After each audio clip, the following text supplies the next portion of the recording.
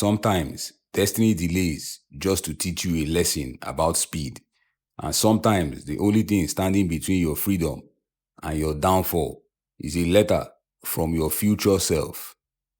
This is the story of Chijioke Ogbonna, a 19-year-old Nigerian boy who thought he understood life until life decided to show him that even time can send a warning if you listen carefully. It started like every other Saturday morning in Ikotu, the kind of morning when NEPA is playing hide and seek with electricity. Generators are humming like angry bees, and mothers are shouting their children's names from every corner. Chijioke was one of those boys who always believed he could hustle later. He was in his final year at the University of Lagos, studying computer science, but dreaming of becoming a tech bro, or maybe a content creator, depending on which one blew up first. He was lazy but sharp, the kind of student that would write code with one hand and scroll TikTok motivational videos with the other. He had the confidence of a man who hadn't faced life yet. That sweet, innocent kind of confidence that disappears after NYSC. That morning, he was lying flat on his bed, phone in hand, laughing at a meme about how Nigerian parents believe eating too much rice causes laziness. He did not know that within a few minutes, something strange was going to happen. Something that would make him question everything he believed about fate. The sound of a bicycle horn broke his concentration. A postman stopped at the gate, holding a brown envelope. There was no stamp, no address from the sender, just his full name written in his exact handwriting.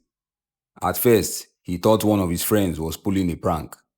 But when he opened it, his eyes froze. The letter said, "Dear me, today is April 7th, 2025. You will receive this letter 6 months from now. I am you, 10 years older. You are about to make a decision that will send you to prison for a crime you did not commit. If you don't believe this letter, check behind your phone case." He blinked twice, then laughed. What kind of foolish joke is this? Still, curiosity got the better of him. He removed the phone case, and there it was, a folded 500 naira note with a small tear near the corner, exactly as the letter described. That was when his laughter stopped. His body turned cold, his heart pounding like generator noise in the night. He read the next part carefully. Do not attend the startup pitch event next week at Civic Center. You will meet a man named Toby Daramola. Avoid him. He will ruin your life. Chijioke folded the letter and threw it under his bed. He told himself it was nonsense, maybe some 419 scam. But deep down, a strange fear settled in his chest. A week later, his department sent an email. He had been selected to represent the school at the Lagos Startup Pitch event, the exact same event mentioned in the letter. At first, he laughed again. He told himself, "This life no get script, jare. I will collect that 1 million naira prize." On the day of the event, he wore his best shirt, borrowed his friend's blazer, and carried his laptop like a trophy. The civic center was filled with rich-looking people, tech bros with Apple Watches, and girls with British accents that appeared only during interviews.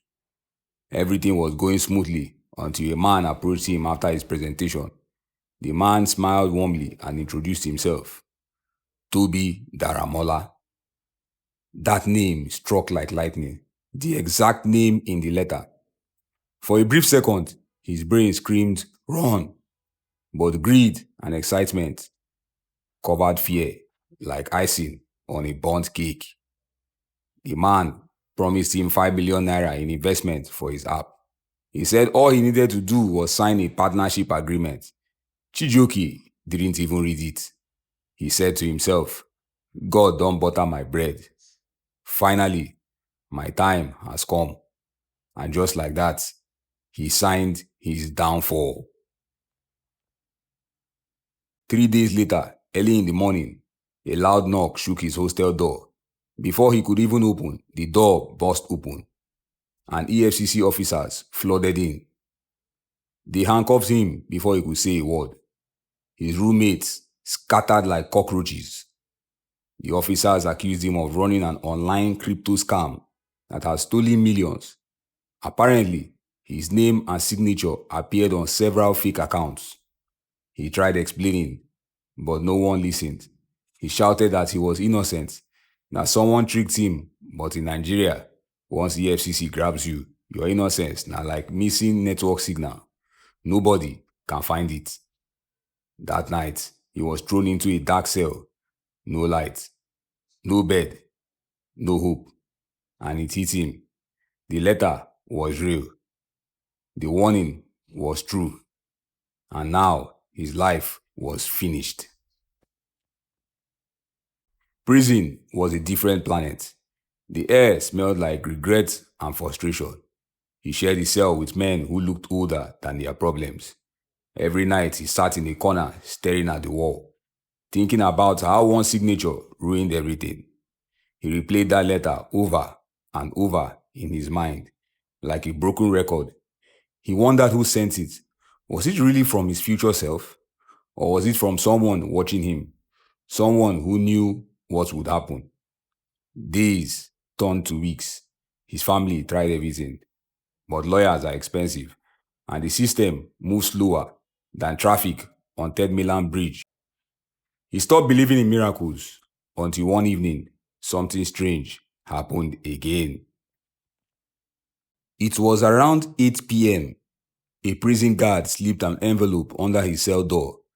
No name, no signature, just to Chijioke again. His heart jumped. He quickly opened it, and once again, it was written in his handwriting. The letter said, "Dear me, I warned you, but it's not too late. There's a man in your cell named Hassan. Help him write his appeal letter tomorrow. It will save both your lives." He looked around. There was no one by that name. But the next morning, a new prisoner was brought into the cell.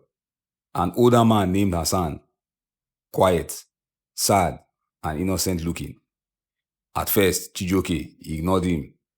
But later, Hassan mentioned he couldn't write well and needed help drafting a letter to appeal his case. That line echoed the words of the mysterious letter. So, despite his doubts, Chijoke helped him write it. Detailed, clear, and respectful. He did not know that that small act of kindness would become the key to his freedom. Weeks passed. One morning, a guard called his name. He said someone wanted to see him. It turned out that Hassan's cousin worked for the EFCC, the same office handling Chijoke's case. When the cousin saw the name Toby Daramola in the file, he froze. Toby was already on EFCC's wanted list, a known scammer who had fled to Ghana. After some digging, a cousin discovered that Chijoke had indeed been used as a scapegoat. Toby had transferred the stolen funds using Chijoke's app demo and documents, all part of his setup. Evidence cleared. Chijoke's charges were dropped. And just like that, after months of misery, he was free. When he stepped out of prison, the sunlight hit his face differently. It was like breathing for the first time. He didn't feel joy at first, just silence. He realized life could change in one careless moment, one signature, one ignored warning. He went home to his mother, who wept like she'd been holding her breath for months. He smiled weakly and said, "Mama, I am sorry." But in his heart, he was still haunted by one question. Who sent those letters? He kept the second one in a small Bible beside his bed. Every morning, he read it before praying. It became his reminder that sometimes delay saves you from disaster. He started his life again from scratch. He rebuilt his app, this time carefully, honestly, slowly. He gained support from people who admired his story. His app grew. investors came, and he finally became the tech bro he dreamed of, but with humility this time. For once, delay had turned into direction. One quiet night, about a year later, while cleaning his table, he found another sealed envelope. It looked new, crisp, unwrinkled, as though someone had just placed it there. He froze. His room was locked. Nobody had entered. He picked it slowly. The handwriting was his again. He opened it and his hands trembled as he read. Dear me, congratulations, you made it out. But your journey is not over. You still haven't figured out who sent the first letter. The answer has been beside you all along. At the bottom was the signature, Hassan D. For a long moment, Chijioke couldn't move. Hassan, the same man from the cell, the same man he helped, but Hassan couldn't even write properly. He checked the handwriting again. It was too perfect, too familiar. Then he noticed something strange. The ink began to fade. The paper turned blank, slowly right before his eyes. And in that silence, he understood. Maybe the letter wasn't from Hassan. Maybe it wasn't from his future self either. Maybe it was from destiny itself, writing in whatever hand he chose, giving him one last warning. He folded the blank paper and placed it back in his Bible. He didn't need answers anymore. He had already learned the lesson. Years later, Chijioke became a mentor to young entrepreneurs. Whenever they complained about delays or disappointments, he would smile and say, sometimes delay is your bodyguard against destruction. He never told anyone about the letters, not even his closest friends. He simply lived wiser, moved slower, and trusted less. And every time he saw a young person rushing into success, he'd quietly pray for them that they would hear their own letter from the future before it's too late. Because life, he learned, is like a Lagos bus. You can jump in too fast and fall out before you stop. Or you can wait for the right one and reach your destination in peace. So whenever he spoke at events, he always ended with the same line. If you rush destiny, you might crash into disaster. But if you walk into it, you arrive on time. And that was how a letter from the future saved the boy from prison. Not because he was lucky, but because grace gave him another chance to pause, reflect, and move slower. Sometimes your future self is not a person. It is a warning in disguise. Listen when life whispers, because tomorrow might be sending you a message today. Thanks for watching. If you enjoyed the story, hit the like button, drop a comment, share it with your people, and don't forget to subscribe for more stories like this. See you in the next one.